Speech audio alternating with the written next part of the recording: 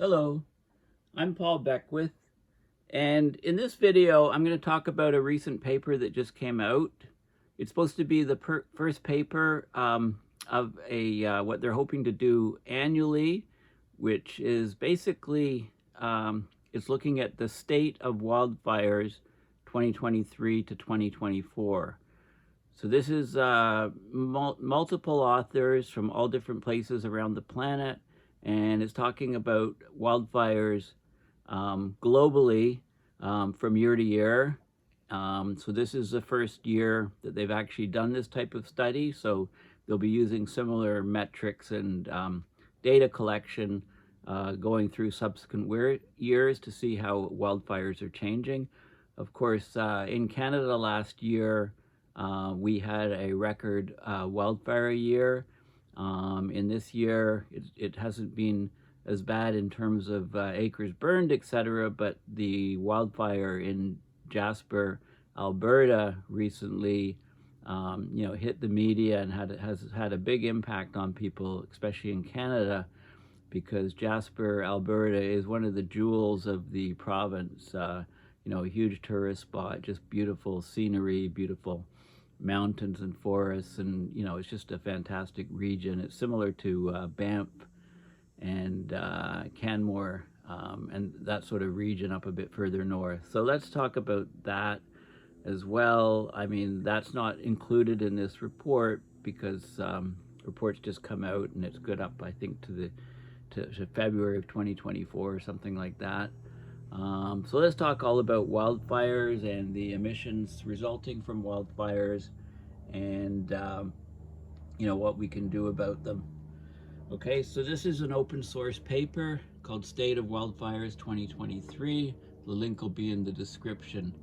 So let's talk a little bit about some news reports that came out on the report. So this is Yale Environment 360, August 14th, 2024. Climate change has more than tripled the odds of severe wildfires in Canada that occurred last year.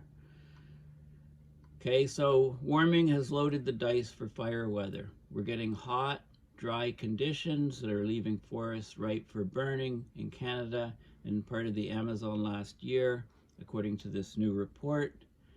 Climate change actually has increased the odds of fire weather. There's something called the Fire Weather Index, or FWI, in the paper, which I'll discuss. So in Canada, the odds of fire weather have increased threefold, by a factor of 3, and in the Amazon by a factor of 20. It's virtually certain that fires in both these regions were larger as a result of the warming, of global warming. But the fires in Canada last year were particularly severe. They burned an area roughly the size of Alabama, and they unleashed an unprecedented volume of emissions. In fact, about a quarter of global emissions, I believe. In Canada, almost a decade worth of carbon emissions from the fire was recorded in a single fire season. So this report is the first edition. It's going to be an annual review of fires. It's found that global emissions from wildfires last year were 16% higher than the historical average. Last year would have set a record for fire emissions were it not for the unusually quiet season on the African savanna. So savannas, grasslands with the occasional tree. Okay, so that's the gist of it. We've got this new report. The Met Office, the UK Met Office, has a good article on it. It says climate change raised the odds of unprecedented wildfires in 2023-2024. This article came out roughly the same time as the previous report. So again, unprecedented wildfires in Canada and parts of the Amazon last year were at least 3 times more likely due to climate change and contributed to high levels of CO2 emissions from burning globally. So this report it's open source. You can access it on the link here or the link in the previous article. It's open source. It's the first of a new systematic annual review taking stock of extreme wildfires from year to year. It explains the causes, assesses what events could have been predicted. and it talks about risks in the future under different climate change scenarios. Okay, so it's in the journal Earth System Science Data. It finds, the key finding is that carbon emissions, so CO2 from wildfires globally were 16% above average, basically totaling 8.6 billion tons of CO2 or gigatons. Emissions from fires in the Canadian boreal forest were over 9 times the average of the past 2 decades and contributed almost a quarter of the global emissions. So almost a quarter of the global emissions were just from Canadian fires alone last year. It was generally a quiet fire season in the African savannas, or last year would have set a new record for CO2 emissions from fires globally. The fires in Canada led to more than 230,000 evacuations, and that's a lot considering a lot of it is in the boreal northern parts of Canada where the population densities are very low. 8 firefighters lost their lives. There are also lots of fires in the northern parts of South America, particularly in Brazil's Amazon and in neighbor areas of Bolivia, Peru, and Venezuela. The Amazon region had among the worst air quality ratings on the planet, right? It's not just the fires, it's the air quality takes a significant downward degradation.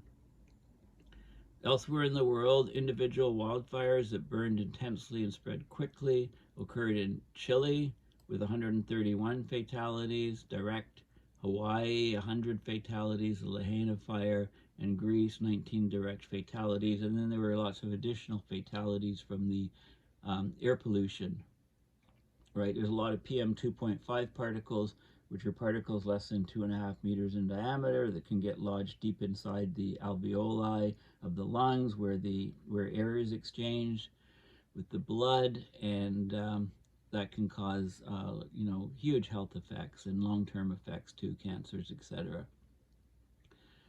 So there were many wildfires worldwide with significant impacts on society, the economy, and the environment in the period covered by this report. So we saw there were wildfires killing people, destroying properties and infrastructure, causing mass evacuations, threatening livelihoods, and damaging vital ecosystems. Wildfires are becoming more frequent and intense as the climate warms. Both society and the environment are suffering from the consequences. And of course, the loss of the carbon stocks that are stored in the boreal forests in Canada and tropical forests in South America have long-lasting implications for the Earth's climate. Forests take decades to centuries to recover from fire disturbance, so the extreme fire years like 2023 to 24 result in a lasting deficit in carbon storage. So this is another huge problem, that the carbon sink, the forests are a huge carbon sink, but when there's a wildfire, that carbon's released. So in Canada, almost a decade's worth of carbon emissions from fire were recorded in a single fire season, more than 2 billion tons of CO2. So this raises, of course, atmospheric concentrations of CO2 and exacerbates global warming. Okay, so climate change made the fire season more extreme. Fire weather, there's something called a fire weather index in the paper. It's characterized by the hot, dry conditions that promote fire. That's shifted significantly in all 3 focal regions when compared to a world without climate change. Okay, the focal regions are Canada, the Amazon, and Greece, I believe. Climate change made the extreme fire-prone weather of 2023-24 last at least 3 times more likely in Canada, 20 times more likely in Amazonia, and twice as likely in Greece. Okay, so they basically use cutting-edge attribution tools to distinguish how climate change has altered the area burned by fires versus a world without climate change. And we're virtually certain that fires were larger in 2023 in Canada and the Amazonia due to climate change. We're already seeing an impact of climate change on weather patterns all over the world. This is disrupting normal fire regimes. So this paper looks at it in great detail. They use climate models, and they show that even under a mid to high greenhouse gas emission scenario, wildfires similar in scale to the 2023-24 season will become over 6 times more common in Canada. Western Amazonia would see an extreme fire season 3 times more frequently, and Greece double in frequency. So it's all heading the wrong way as we continue to warm the planet. If we reduce greenhouse emissions, we could mitigate those future increases. But that's not happening as of yet. Now, there's different factors that control fire, including weather conditions that are influenced by climate change, the density of vegetation on the landscape that's influenced by climate and land management practices, and also ignition opportunities that are influenced both by people and by lightning. Okay, so the area burned by fires in Canada and Greece would actually have been larger if the landscape had not been altered by people. So agriculture, forestry, dedicated fire management efforts, they all influence the landscape and can reduce the density of vegetation, so reduce the spreading of the fires. Firefighters can help reduce fire spread by tackling active wildfires. Although, they're not able to protect towns. I mean, they evacuated the town of Jasper 48 hours, 2 days, and before the fire went through and destroyed a third of the town. Surely a jewel like that, a town that, we could put fire breaks, sprinkler systems, et cetera, deploy things very quickly. We have to do better at protecting towns. I mean, 2-day advance notice, they couldn't do anything to save the town. I think that's absurd in today's day and age. So they looked at other factors like suppression, landscape fragmentation, how it's related to human activities, and how it plays an important role to limit the final extent of the burned areas of wildfires. So human practices. There's multiple predictable factors for fires, like weather, fuel abundance, and moisture, and that we can go into the models to help us figure out what the fires are doing. And of course, we had during 2023 to 24, we had the 4th most powerful El Nino event. It drove a prolonged drought and heat wave in South America. So that affected the fires in the Amazonia. And so forecasting fire risk is a growing research area. Early warning systems have already been built based on weather factors alone. So in Canada, extreme fire weather was predicted 2 months in advance. In Greece and Amazonia, there were shorter notices that fire season would be very bad. Okay, so let's have a quick look at the report. It's very extensive, so I'm just going to look at some of the finer points. So this is the report, State of the Wildfires, 2023 to 2024, multiple authors, an 85-page peer-reviewed scientific paper all about the wildfires. So let's look at the abstract and some figures. So climate change, of course, has contributed to the increased frequency and intensity of wildfires globally. With significant impacts on society and the environment. But our understanding of the global distribution of extreme fire is skewed, influenced mostly by media coverage and by regionalized research efforts. So they want to get an overall global picture, so they came up with this inaugural, the first State of Wildfires report, to systematically look at fire activity worldwide, identify extreme events, and in this case it was from March 2023 to February 2024. They assessed the causes, the predictability, and the attribution of these wildfire events to climate change and land use, and they forecast future risks under different climate scenarios, different emission scenarios. So in the period looked at, 3.9 million square kilometers burned globally. That's slightly above the average of previous seasons, but the fire carbon emissions were 16% above average, totaling 2.4 petagrams of carbon, or gigatons of carbon, same unit. There were record global fire carbon emissions were increased by record emissions in Canadian boreal forests, which were 9 times the average, and they were reduced by low emissions from African savannas. Notable events include the record-breaking fire extent and emissions in Canada, the largest recorded wildfire in the European Union, that was in Greece, drought-driven fires in western Amazon and northern parts of South America, and of course deadly fires in Hawaii causing 100 deaths, Chile 131 deaths. In the Canadian fires, over 232,000 people were evacuated in Canada alone. There's multiple drivers to cause areas of extreme fire activity. So in Canada and Greece, it was a combination of high fire weather and an abundance of dry fuels to increase the probability of fires. So the burned area anomalies were weaker in regions with lower fuel loads and higher direct suppression, particularly in Canada. So in Canada, the fire weather prediction showed an anomalous signal 1 to 2 months in advance. Greece and Amazon had less predictability. The anomalies in burned areas were up to 40%, 18%, and 50% higher due to climate change. This is in Canada, so 40% higher, Greece 18% higher, and Western Amazon 50% higher.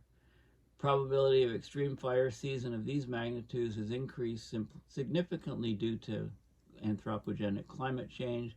There's been a 2.9 to 3.6-fold increase in the likelihood of high fire weather in Canada, a 20 to 28.5-fold increase in Amazonia.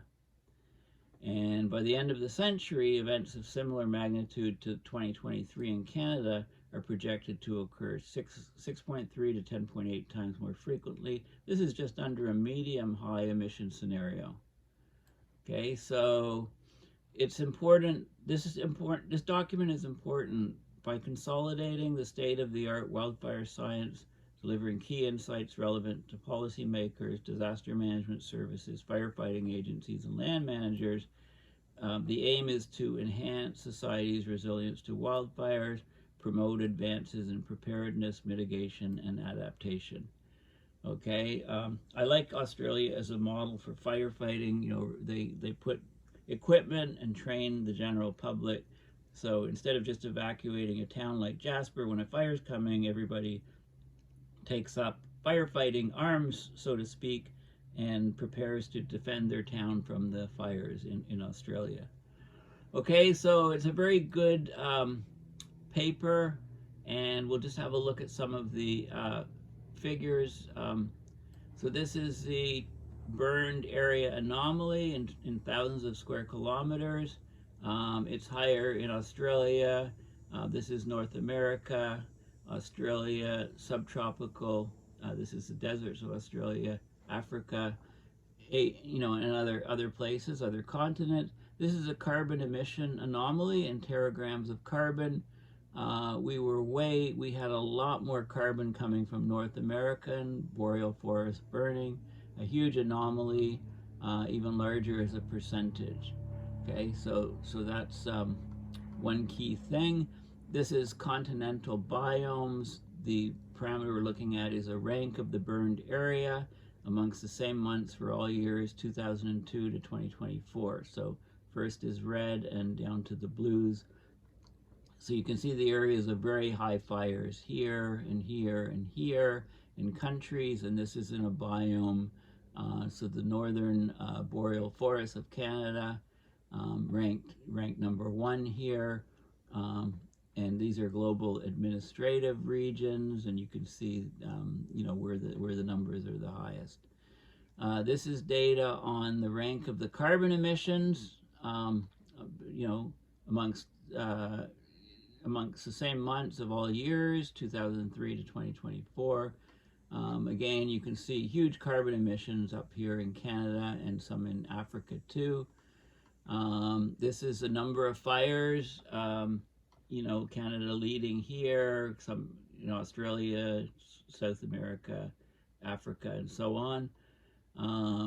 Percentile of fire size and percentile rate of growth of fires. Some fires grew much faster. Not the case. Well, it's in the it's like first, not first place, but up to second place here in parts of Canada. These are some of the key selected individual fire events. The wildfire in Greece. It wasn't a huge fire comparatively, but it killed a bunch of people. 120, 130 people or so. There's a fire in Quebec, very large area. And the Chile wildfire, which killed, a few dozen people, I think. The Lahaina wildfire in Hawaii, small area, but it went through and it killed many, many people, over 100. In Hawaii, Western Australia fire. So there's some specific, individual fires that are notable. This is the burned area. There's data on burned area in, the biomes, as in countrywide administration regions. Here's some data on Canada, the progression of the fires, May, June, July, September, and the area burned, percentage of area burned, I guess, in those regions. So you can see where the fires are concentrated here, and then developing here, and concentrating over here. Greece, similar statistics in Greece, August, September, October for Greece. And there's also more charts and stuff of the drivers of fire. These are some of the main drivers: the 2-meter air temperature, of course, the 2-meter dew point temperature, the wind speed. The higher the wind speed, the faster the fires can spread. Precipitation, lack of precipitation makes the fuels much more likely to combust. Live leaf fuel load, the amount of leaves, the live wood fuel load, dead foliage in the forest, the low vegetation, high vegetation, vegetation optical depth, the density, snow cover, the type of land, the populations, the amount of lightning, etc., the terrain or orography, right? Fires travel differently over flat ground versus mountains, etc. This is fire activity and prediction in Canada. There's the forecast up here, and the observed fire. So this is, peak fires were in, August through September, basically, or even into October. In Canada, in Greece, it was mostly in this is June, July, August, late August here. And in Western Amazonia, intensive fires here. There's fires predicted at, days ahead, a month ahead, 3 months ahead, and so on. This is the lead time predictions and the actual fires. So we are getting some better prediction. These are the drivers of the fire: lack of precipitation, 10-meter wind speed, 2-meter temperatures. These are the active fires that occurred here, the fuel moisture availability of live fuel, the live trees, dead fuel, soil moisture, and so on. And the same thing is done for Greece and Western Amazonia. The fire controls being weather, fuel moisture, fuel load, and the active fires in Canada. Similar for Greece and Western Amazonia. And this is interesting. This is the burned area extent anomaly in the focus regions, and we've got fuel. The effects of the fuel, the dryness, the weather, and human causes are the different colors, and you can see through the different months the different risks.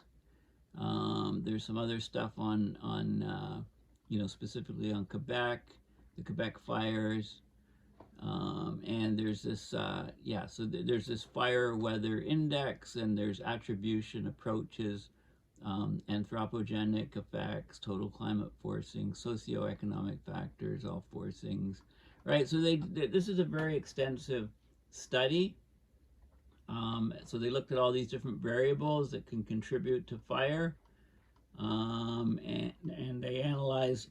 This is the fire weather index, if you like, how it was in in Canada, Greece, and Western Amazonia throughout the time period. Well, this is June, August, and September to October, and you can see the probability distributions where the fire weather index is very high, meaning there's a more likelihood of fire.